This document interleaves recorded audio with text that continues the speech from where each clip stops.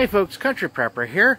Well, I was tagged, or more I guess you would say challenged, or called out by one of my subscribers, goes by the name of Presto. He made a video with a what-if scenario. And the first thing I'm going to say about what-if scenarios is I'm kind of conflicted on how I feel about them. First thing I'll say is they are a good exercise in critical thinking and trying to kind of get an idea of what you would do in certain situations. However, the problem that I have with what-if scenarios is no matter what we prep for, no matter what we try to plan, or how hard you think about these things, they're never going to happen exactly like the way we think, or whatever scenario we come up with, or whatever what-if situation you could possibly think of. It's just not going to happen that way. So I'm kind of, like I said, a little conflicted on even doing a video on him, but I am going to give him some sort of response here. So what I'd like you guys to do is I left a link down in the description box below. You can go you can pause this video, go watch that, see what he's talking about, and I'll kind of give you the gist of my answer. Okay, so basically what he's getting at is there's a bunch of crazy shit going on over in the Middle East, like there always is. So those people have been fighting for hundreds and hundreds and hundreds of years, basically since the beginning of civilization. That's over religion. And I'll be perfectly honest about that. I don't give a damn about religion. So they can blow that part of the world off the map for all I care. And I know, he mentioned Israel in there, and sorry to say, but if there's that much bad stuff going on in that part of the country, maybe they should have done a little more with all the money that we send them with our taxes. So, sorry, but not sorry kind of thing. As far as domestically what he was talking about, EMP on the West Coast, terrorist attacks on the East Coast. I'm basically right in the center of the country, so neither one of those affect me. What would you do? What would I do in the first 24 hours? Basically just watch, listen, pay attention, see what's going on.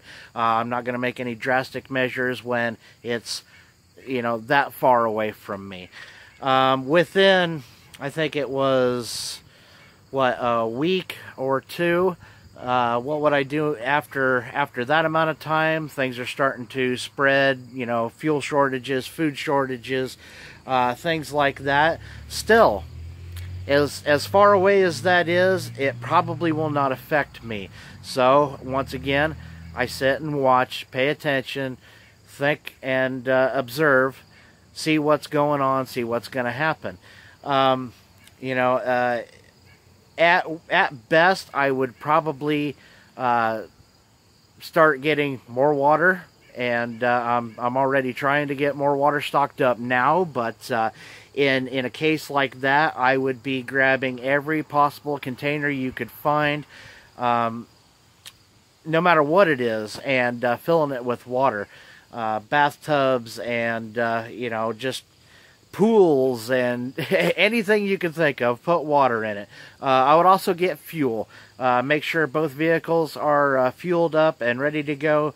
Make sure our bug out bags and all that kind of stuff are in probably my truck. It's a crew cab, so the whole family can get in there. It's 4-wheel drive, so if we run into something where we had to go off-road, go off on dirt roads to stay away from the majority of people, that's probably some of the first few steps that I would take.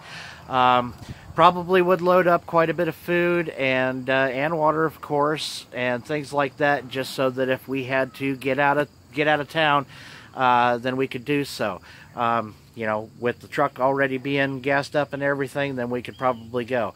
Now, if something would happen and there was I don't know, radiation or something like that coming our way from something like that, then of course we're going to board up windows. I have plywood cut for all of our windows in the house, and cover the windows, duct tape the seams, things like that. Might not hurt to have a bunch of caulking on hand. That way you could caulk all the seams and seal up your windows just as good as you possibly could. Seal off every entrance and exit and any type of any way any air or something like that could get into the house. The trouble with doing that is it only takes one crazy asshole with a can of gas and a match to burn you out of your house. So you still got to leave yourself some sort of an exit strategy.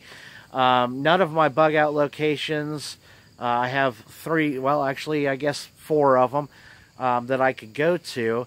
That it would not save us from that. So basically, if there was, you know, radiation poisoning coming our way, things like that, I kiss your ass goodbye, you know. I don't know what else to say about that. I need to do a little more research about that. I've never really looked into radiation sickness or any of those sorts of things. So that's some research that I definitely need to do. So then a month and beyond, I should still have enough food for a couple more months, and hopefully a lot more by the time something happens. And as far as water goes, hopefully I managed to stock up enough water to have on hand, and if not, then, you know, we have an Aqua Rain gravity flow water filter, kind of like a Berkey.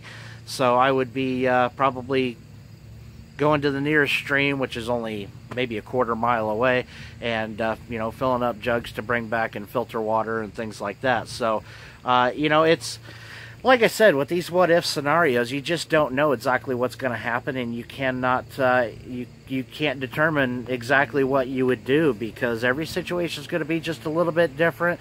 You might not be prepared for everything that comes your way. You might just be sitting back and kissing your ass goodbye. You just don't know.